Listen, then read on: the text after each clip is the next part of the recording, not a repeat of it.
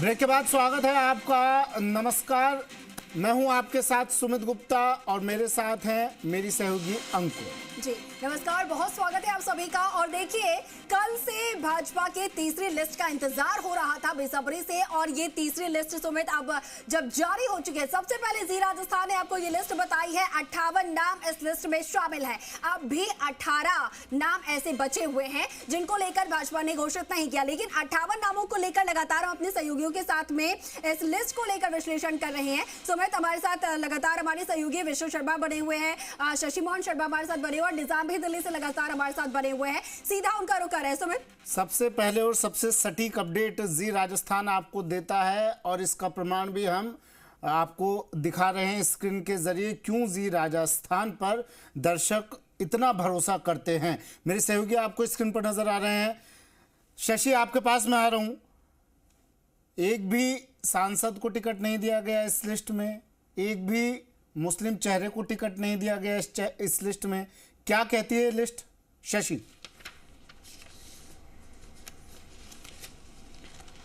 सुमित, देखिए, माना जा रहा था कि 2 सीट ऐसी हैं, डीडवाना और कामा, वहां से पार्टी मुस्लिम चेहरे उतार सकती थी।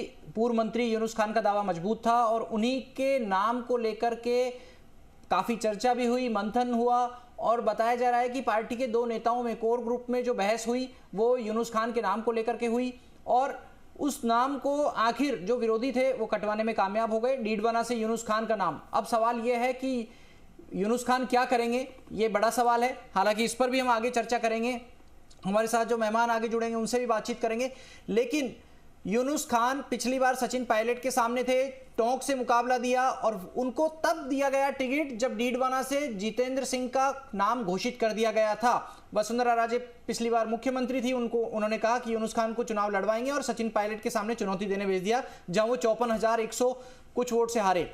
अब डीडवाना से मुस्लिम चेहरा नहीं है, यानी पार्टी बिना मुसलमानों के जाना चाहती है। हालांकि ये सवाल कई बार आता है, बीजेपी के नेताओं से भी ये सवाल होता है कि सबका साथ, सबका विकास, सबका विश्वास में विश्वास क्या सबका हो पा रहा है। और ये कामा जो सीट है, कामा से भी नया चेहरा उतारा है। नोक्षम चौधरी महिला प्रत्याशी हैं, युवा नेत्री हैं। नोक्षम चौधरी को यहां टिकट दिया गया है। कामा में अभी तक ये एक बार जांच करनी होगी, इसकी एग्जामिन करना होगा पैराशूट है कि नहीं है, क्योंकि भरतपुर से आती है ये। और कामा जो सीट है वो भरतपुर जिले की ऐसी सीट है जहां पर आमतौर पर ध्रुवीकरण हो जाता है, और ध्रुवीकरण किसके पक्ष में हो किसके पक्ष में नहीं हो, कई बार देखा जाए तो एक ही समाज के 2 जातियों के बीच में ध्रुवीकरण हो जाता है। और ये वो जगह है जहां पर गोपालगढ़ कांड हुआ था, आपको ध्यान होगा 2011 का, अक्टूबर 2011 का वो गोपालगढ़ का कांड, वो भी यहीं पर हुआ था। तो ये बहुत संवेदनशील जगह है, और इसकी कमोबेश सारी पोलिंग बूथ बहुत सेंसिटिव रहेंगी। अब 3 सीट ऐसी हैं पूरे प्रदेश में जिनका जिक्र कर दूं, रामगढ़, तिजारा और कामा। यहां पर चुनाव ध्रुवीकरण के आधार पर होगा, और ध्रुवीकरण कौन कितना मजबूती से कर सकता है, कौन उसको न्यूट्रलाइज कर सकता है, इसके ऊपर ही हार जीत निर्भर करेगी।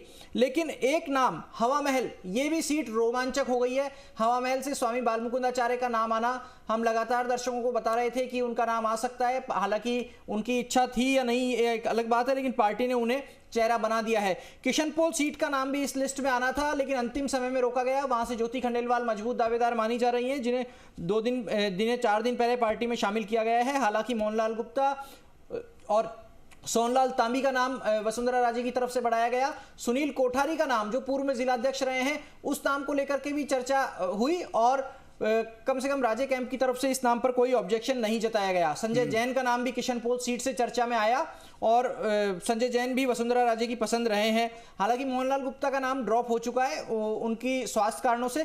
लेकिन अब जो लिस्ट देखने में आ रही है सुमित, सारे के सारे, मतलब सारे से कह सकते हैं अधिकांश, मोरलेस इस लिस्ट में जो 58 नाम है उनमें से 75% नाम पुराने ही हैं जो पिछली बार चुनाव लड़ चुके हैं। कुछ एक नामों को छोड़ दें जो 24 घंटे पहले शामिल हुए हैं, सुभाष मील, उदयलाल डांगी, दर्शन चौधरी, 4 दिन पहले शामिल हुए नंदलाल पूनिया के परिवार से अल्पसंख्यक समुदाय मिला है, सुमित्रा पूनिया को, और यूनुस खान और को ये पूर्व मुख्यमंत्री वसुंधरा राजे के करीबी भी काफी माने जाते हैं। बिल्कुल, यूनुस खान पूर्व मुख्यमंत्री के करीबी माने जाते हैं। और आप ये देखिए कि वसुंधरा राजे के विश्वस्त चेहरों में शामिल हैं राजपाल सिंह शेखावत, हाँ, यूनुस खान और अशोक परनामी। तीनों का टिकट अभी तक घोषित नहीं हुआ है। अशोक परनामी तो आज प्रहलाद जोशी के घर जाकर उनसे मिले भी हैं। राजपाल सिंह शेखावत लगातार डिमांड कर रहे हैं कि उनके समर्थक डिमांड कर रहे हैं, कभी मौन जुलूस निकालकर, कभी पूरी कॉन्स्टिट्यूएंसी जोटवाड़ा कॉन्स्टिट्यूएंसी में रैली निकाल करके, लेकिन अब लगता नहीं कि बीजेपी इस टिकट को चेंज करेगी, क्योंकि यहां से पूर्व ओलंपियन और भारत को पहला सिल्वर मेडल ओलंपिक में दिलाने वाले राज्यवर्धन सिंह को यहां से प्रत्याशी बनाया है, जो कल अपने मुख्य चुनाव कार्यालय का उद्घाटन कर चुके हैं। 4 तारीख को नॉमिनेशन दाखिल कर रहे हैं। जेपी नड्डा उनके नॉमिनेशन में आ रहे हैं। रामगढ़ एक सीट है, रामगढ़ से जय आहूजा पूर्व विधायक ज्ञानदेव आहूजा के भतीजे हैं। ज्ञानदेव आहूजा के परिवार और जुबैर खान के परिवार में जो परंपरागत प्रतिद्वंदिता दिखती है वो इस बार भी दिखेगी। पिछली बार ज्ञानदेव आहूजा का टिकट काट दिया गया था, उन्होंने बगावत कर दी थी, नामांकन सांगानेर से दाखिल कर दिया था और अमित शाह आए थे टाउन हॉल संबोधित करने और वापस जाते समय एयरपोर्ट पर मिले, ज्ञानदेव आहूजा के कंधे पर हाथ रखा, नॉमिनेशन वापस लेने के लिए कहा और उन्होंने नॉमिनेशन वापस उठाया, उन्हें उपाध्यक्ष बना दिया गया पार्टी में। इस बार भी ज्ञानदेव आहूजा को उम्मीद थी, लगातार जनसंख्या नियंत्रण का एक उन्होंने संगठन बना रखा है, उसको लेकर के लगातार सक्रिय दिखते हैं। और शशि अपनी बात जारी रखिएगा। आप एक बड़ी खबर आ रही है अंकुर जी, बिल्कुल बड़ी खबर, बिल्कुल ये बड़ी खबर सामने आ रही है, लिस्ट से जुड़ी हुई ये बड़ी खबर है। पूर्वी राजस्थान में भाजपा का बड़ा प्रयोग। जी हाँ, कामा सीट बना भाजपा की प्रयोगशाला। कामा सीट पर पैराशूट उम्मीदवार उतारा गया है, ये कहा जा रहा है। नौशम चौधरी को कामा से चुनावी मैदान में उतारा गया है। नवोदित हिंदू दलित महिला उम्मीदवार पर भरोसा जताया गया है। हरियाणा की पुन्हाना विधानसभा सीट से लड़ चुकी हैं और आपको बता दें कि नौशम की माताजी हरियाणा कैडर में आईएएस ऑफिसर है और पिता जो है वो रिटायर्ड जज हैं। अब नौशम डीयू के मिरांडा हाउस कॉलेज से पढ़ी हुई हैं, फिर उसके बाद लंदन में उन्होंने पढ़ाई की, फिर वहां से लौटी और हरियाणा के चुनावों में इनकी उम्मीदवारी को लेकर भी खूब चर्चा हुई थी। अब जब राजस्थान में आई है तो यहाँ पर पूरी तरीके से चर्चा हो रही है। कामा से कांग्रेस ने प्रत्याशी हालांकि अभी कोई भी नहीं उतारा है। शशि जुड़े हुए हैं हमारे साथ, मेरे बाकी दोनों सहयोगी भी जुड़े हुए हैं। शशि, अभी चर्चा हो रही थी इस कैंडिडेट की, आप कह रहे थे कि पता करना पड़ेगा पैराशूट उम्मीदवार हैं कि नहीं है, क्या ये साफ हो गया है? हिंडौली से, शशि मैं आ रहा हूं आपके पास, हिंडौली से उम्मीदवार प्रभुलाल सैनी जी हमारे साथ फोन लाइन पर जुड़ गए हैं। प्रभुलाल जी, स्वागत है आपका जी राजस्थान के मंच पर। सर, बधाई, शुभकामनाएं स्वीकार कीजिए। जी, बहुत बहुत धन्यवाद आपको। क्या कुछ एजेंडा रहने वाला है सर? किस तरह से जाने वाले हैं जनता के बीच में? क्या अब माइंडसेट है आपका, रणनीति क्या? सोच तो लिया होगा पहले ही, कॉल तो आ गई होगी पहले ही आपके पास?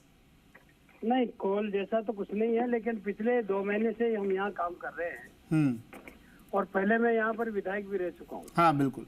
इसलिए क्षेत्र मेरे लिए कोई नया नहीं था, लेकिन फिर भी हमारे केंद्रीय नेतृत्व के द्वारा राजस्थान प्रदेश के हमारे प्रदेशाध्यक्ष जी और पूरी टीम को बहुत बहुत आभार व्यक्त करूंगा, जिन्होंने मुझे भरोसा करके यहाँ पर मुझे टिकट दिया है।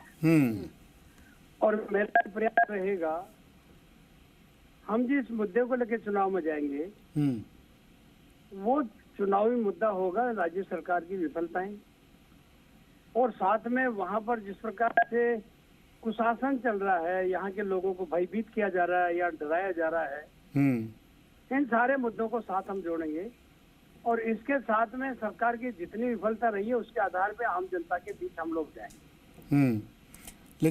लेकिन सरकार तो ये कहती है कि वो बेहद सफलतापूर्वक सरकार चला रही है, सरकार के नुमाइंदे कहते हैं फ्री की योजनाएं ला रहे हैं और तमाम शिविर लगाए जा रहे हैं, राहत कैंप लगाए जा रहे हैं, तो उसका जनता में असर है। किस तरह से आप सरकार की नाकामी को लेकर जाएंगे जनता के बीच? सरकार तो कह रही है नाकाम है ही नहीं। हम मैं जनता के बीच ये लेके जाऊंगा कि झूठ और लूट की सरकार है। इस सरकार ने जितने वादे किए हैं ये सारे वादे चुनाव के बाद के वादे हैं कि हम चुनाव जीतेंगे तो कर देंगे। इससे ऐसा लगता है कि जनता को 75 साल के बाद भी क्या इतने बेवकूफ समझते हैं कि जिन्होंने 5 साल तक 4.5 साल लड़ने में निकाले और आखिरी जो 6 महीने थे उसमें इतनी घोषणाएं की वो कभी इम्प्लीमेंट इसलिए नहीं हो पाई इनके पास क्योंकि राज्य सरकार को कर्ज के बोझ के नीचे दबाकर जो घोषणाएं लिखी है इन्होंने इसलिए आम जनता सबको समझती है। इन्होंने कहा कि हम 30-35 बोर्ड हमने बना दिए, लेकिन एक भी बोर्ड, सब समाजों को गुमराह करने का प्रयास किया, लेकिन एक भी बोर्ड धरातल पर नहीं उतर पाए। इन्होंने कहा हम सारे महिलाओं को मोबाइल बांट देंगे, वो भी ये नहीं बांट पाए। और यहाँ तक कि जितने कॉलेज और इन्होंने तहसीलें जो खोली है, उनके पास कोई पैसा नहीं होते हुए भी जनता को गुमराह करने की जो घोषणाएं हुई है, ये सारे विषय हम लेके जाएंगे। क्योंकि आपने देखा होगा ये कैंप लगा रहे थे राहत, तो राहत कैंप के बजाय आहत पहुंचाने का काम ये लोग कर रहे थे। अच्छा प्रभुलाल जी कर रहे थे जी प्रभुलाल जी, जैसा कि आप यहाँ पर बता रहे हैं कि राज्य सरकार की तरफ से राहत कैंप नहीं लगाकर वो आहत कैंप के तौर पर जनता के लिए सामने आए, जो भी जो राहत दी गई, जो भी योजनाएं यहाँ पर चलाई गई लोगों के लिए, वो सब एक तरीके से सिर्फ दिखावा रहा, जैसा कि आप बोल रहे हैं। लेकिन आप अब जब चुनाव लड़ने जा रहे हैं, अगर आपकी सरकार यहाँ पर आती है, तो आपके पास क्या तैयारी है? आप क्या जनता को राहत देने जा रहे हैं? आपकी तरफ से क्या यहाँ पर जनता के लिए योजनाएं होंगी? क्या लाभ आप उन्हें देंगे जनता को? देखिए, हमारा जो मुख्य काम है ना, जो इसका मतलब सीधा ये रहेगा कि politics is the instrument of the social and economic reforms, जो एक फार्मूला है। इसी फार्मूले के आधार पे हम आर्थिक और सामाजिक स्थिति में सुधार हो, और इसके लिए देश के प्रधानमंत्री आदरणीय नरेंद्र मोदी जी ने सृजन से लेकर विसर्जन तक का सहयोग आम जनता को देने का काम पूरे देश में हुआ है। प्रभुलाल जी, एक सवाल का जवाब दीजिए सर। ये पूछिए। किसानों से तो खास लगाव रहा है आपका, जी खास जुड़ाव है, और पिछले दिनों हमने देखा क्या कुछ किसानों के लिए किया गया है सरकार द्वारा। आपकी क्या ऐसी योजनाएं हैं, क्या कुछ आप लेकर जाएंगे किसानों के बीच में? देखिए, हमारा बहुत जल्दी इलेक्शन एजेंडा शुरू, मैनिफेस्टो हम लोग जारी करेंगे, और उस मैनिफेस्टो में हमारा प्रयास होगा युवा, महिला और किसान रहेंगे। अब जैसा कि पिछली सरकार ने कहा कि हम लोग किसानों की बहुबूदी के लिए काम करेंगे, लेकिन हमारी सरकार ने तो, केंद्र ने तो 6 गुना बजट बढ़ाया, और इन्होंने कहा कि हम कृषि का बजट अलग लेके आ रहे हैं, और 11 मिशन मोड में किसानों के लिए काम करने की बात इन्होंने कही है। लेकिन धरातल पे एक भी मिशन ने काम नहीं किया, जबकि उसमें 60% पैसा सेंट्रल स्पॉन्सर्ड था। राज्य सरकार के पास पैसा नहीं होने के कारण से ये उसका, यानी कि बीमा की प्रीमियम भी समय पर ये लोग नहीं करा पाए, जो राज्य सरकार को कराना चाहिए था। इसलिए सरकार ने पूरा किसानों के साथ, आप देखिए बाजरा सबसे ज्यादा पैदा होता है, और इंटरनेशनल मिलेट्स ईयर घोषित किया 2023 को, और जहां बाजरा हमारा लगभग 43 लाख मीट्रिक टन के लगभग प्रोडक्शन होता है, सेंट्रल गवर्नमेंट ने इनको परमिशन दे दी कि आप बाजरा खरीदिए। राजस्थान में एक दाना भी बाजरे का खरीदने का काम इन्होंने नहीं। ठीक है, संक्षिप्त में सर जवाब दीजिए एक लाइन में। जीत तय मान रहे हैं अपनी? देखिए, हम लोग पहले दिन से राजस्थान में 150 से ज्यादा सीट का जीत के आएंगे हम लोग। हाँ, ठीक है। और हमारा ये प्रयास होगा, हम इन मुद्दों के साथ जनता के बीच में आएंगे। हार जीत का फैसला जनता ठीक है सर, कैंडिडेट का नहीं होगा। ठीक है सर, शुक्रिया अपना कीमती वक्त हमें देने के लिए। प्रभुलाल सैनी जी हमारे साथ फोन लाइन पर जुड़े, टिकट मिल चुका है, और अब कह रहे हैं शशि जुड़े हुए हैं मेरे साथ लगातार। निजाम, आपके पास कोई अपडेट हो तो आप भी इशारा करके बता सकते हैं, मैं तुरंत आपको ले लूंगा। शशि, प्रभुलाल सैनी जी को सुना आपने? बिल्कुल सुमित, सुना। प्रभुलाल जी जीत के दावे कर रहे थे। हालांकि इस बार उनकी सीट बदली गई है, पहले अंता से थे, अंता से इस बार कंवरलाल मीणा को पार्टी ने प्रत्याशी बनाया है। लेकिन मुकाबला रोचक होगा, ये बात ज़रूर है, क्योंकि प्रभुलाल सैनी यहाँ पर सक्रिय रहे हैं। पिछले दिनों एक ऐसा वाकया भी आया जब एक सामाजिक कार्यक्रम में गए और प्रभुलाल सैनी के समर्थक नहीं थे वो लोग, लेकिन बुलावे पर गए और वो जाकर के बैठ गए, और उन्होंने कहा कि क्या आपने मंत्री जी को नहीं बुलाया? तो उन्होंने कहा कि मंत्री जी को ही बुलाया, वो आएंगे तो ठीक है। उन्होंने कहा कि मंत्री जी से मिलकर के ही जाएंगे, और ऐसा बताया गया कि उसमें आने के बाद मंत्री जी को काफी समय लग गया, लेकिन वो लोग प्रभुलाल सैनी से काफी प्रभावित हुए कि उनके समर्थक नहीं होने के बावजूद उन्होंने इतना समय दिया। ये चीजें चलती रहती राजनीति में, लेकिन मुकाबला रोचक होगा। अशोक चांदना जो पोलो खिलाड़ी हैं, घोड़े दौड़ाते हैं, अब देखना होगा किसके घोड़े चुनावी मैदान में तेजी से दौड़ते हैं। सुमित, ठीक है। निजाम कुछ कह रहे हैं? निजाम, देखिए, बिल्कुल हम इसमें देखा जा रहे थे तो अब कुल जो 8 मौजूदा विधायक हैं उनको टिकट दिया गया। अगर बात करें, सूरतगढ़ से राम प्रताप कासड़िया, फलौदी से पब्बा राम बिश्नोई, बीरमाल से पुराराम चौधरी, रानीवाड़ा से नारायण सिंह देवल, कपासन से अर्जुन लाल जिंजरगर, केशवराय पाटन से चंद्रकांता मेघवाल, लाडपुर से कल्पना देवी और रामगंज मंडी से मदन दिलावर को टिकट मिला है। इसके साथ ही अगर बात करें 6 जो मिनिस्टर है उनको अगर इसमें कहे तो इस लिस्ट में जो है 6 मंत्रियों को हैं जो पूर्व में मंत्री रहे हैं सरकार में, उनको टिकट दिया है। करणपुर से सुरेंद्रपाल सिंह टीटी, बहरोड से जसवंत सिंह यादव, डेगाना से अजय सिंह क्लिक, लोहाट से गजेंद्र सिंह खिवसर, डेगाना से धन सिंह रावत और रामगंज मंडी से मदन दिलावर को टिकट दिया गया। देखिए इस पूरे मामले में अगर हम इस तरीके से देखें तो विधानसभा वार देखें अगर तो सादुलपुर से जो गुरवीर सिंह बराड़ है 2018 में भी उन्हें ही टिकट मिला था और ये लेकिन जीत जो है कांग्रेस की हुई थी और 9000 करीब ज़्यादा वोटों से जो है ये हारे थे। करणपुर से सुरेंद्रपाल सिंह टीटी बने थे और उनको 2018 में भी टिकट मिला था और जो कांग्रेस भी वहाँ पर जीती थी, ये भी हार गए थे मंत्री रहते हुए भी और करीब 28,000 वोटों से हारे थे। लेकिन देखिए हम जो बात कह रहे हैं वो बात यहाँ साबित नहीं हुई। सूरतगढ़ से बात करें राम प्रताप कासनिया को टिकट मिला है। इससे पहले भी इसी सीट पे राम प्रताप जी को कासनिया जी को टिकट मिले थे। यहाँ पे राम प्रताप विजयी हुए थे और एक तरह से 10,000 के करीब वोटों से ये जीते थे।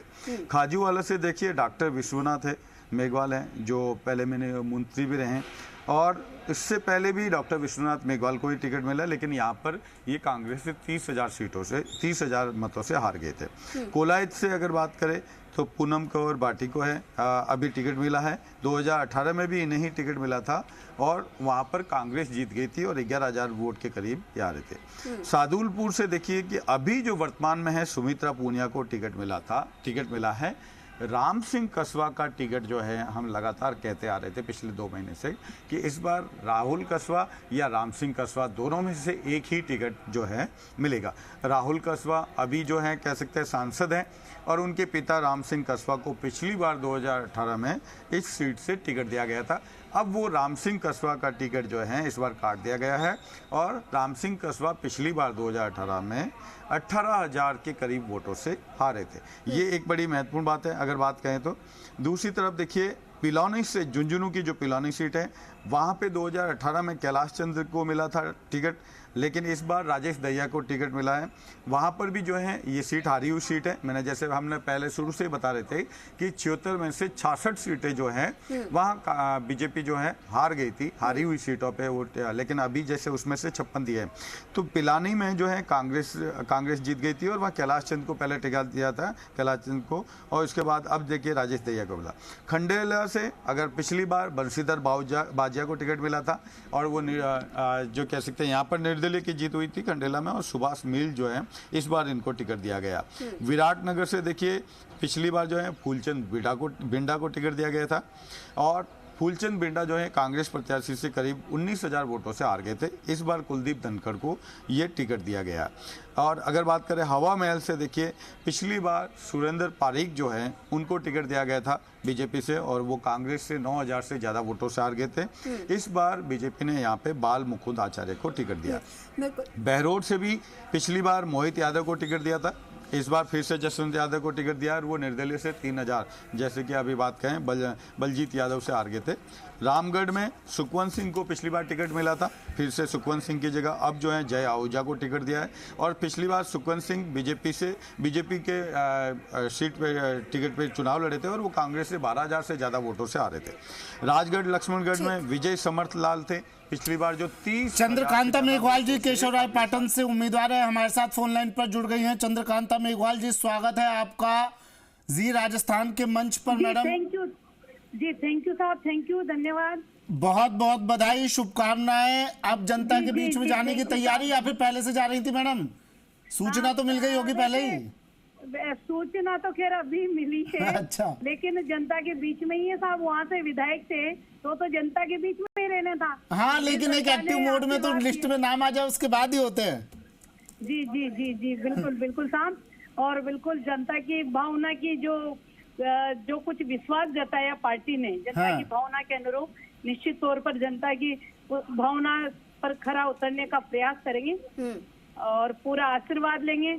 जो जनता की जन समस्याएं हैं। अच्छा, कौन सी जन समस्या है मैडम आपके इलाके में? कौन सी ऐसी प्रमुख चीजें हैं, समस्याएं, मुद्दे? साहब एक कॉलेज नहीं है पूरी विधानसभा में। हाँ। हमारे पीने के पानी की प्रॉब्लम है, किसानों को बिजली नहीं मिल रही, ट्रांसफार्मरों की क्या हालत हुई कि लगातार मैंने धरना प्रदर्शन किया। तो ये सारी बातें जिसको लेके हमारा किसान परेशान है। अच्छा, एक सवाल का जवाब दीजिएगा मेघवाल जी, वर्तमान में विधायक है ना आप वहाँ से?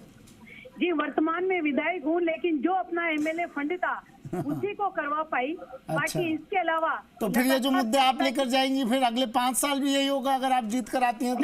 नहीं, बिल्कुल साहब, जनता जो आशीर्वाद देगी तो निश्चित तौर पर जनता ने देखा है कि 5 नहीं, जनता ये भी तो पूछेगी ना मैडम आपसे, जब पिछले 5 साल में काम नहीं करवा पाई आप तो अगले 5 साल में कैसे होंगे?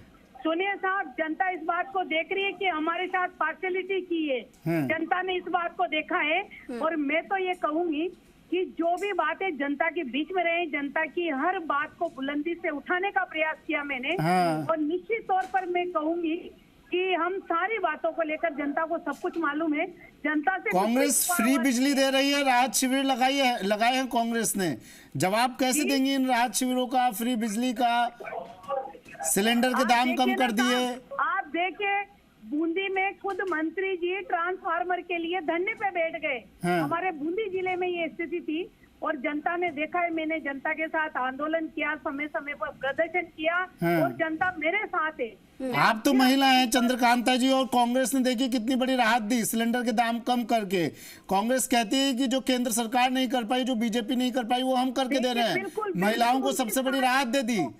मैं आपको बोल रही हूँ, महिलाओं के लिए मोबाइल भी दिए थे। आज महिलाएं लाइन लगा लगा के 2-3 बार 200-300 रुपए खर्च करके मोबाइल लेने आ रही है, उनको मोबाइल नहीं मिल रहे। हाँ, परिवार की मुखिया, महिला मुखिया को भी पेंशन दी जा रही है, बताइए कैसे जवाब देगी? मेरे सहयोगी शशि हमारे साथ जुड़े हुए हैं, चंद्रकांता जी, वो भी आपसे कुछ सवाल लेंगे। शशि। चंद्रकांता जी पीहर में लड़कर के ज्यादा खुश हैं या ससुराल में लड़कर ज्यादा खुश थी? पहले आपकी सीट ससुराल में हुआ करती थी, पीहर में आ गई थी पिछली बार से। ससुराल में भी खुश थी, पीहर में भी खुश हूँ। वो भी मेरी जनता है। जिस तरह से उन्होंने मुझे आशीर्वाद दिया, मुझे लगता है मेरी जनता को गर्व होना चाहिए कि मैंने एक एक बात के लिए, एक एक समस्या के लिए राजस्थान की विधानसभा में हमेशा प्रयास किया।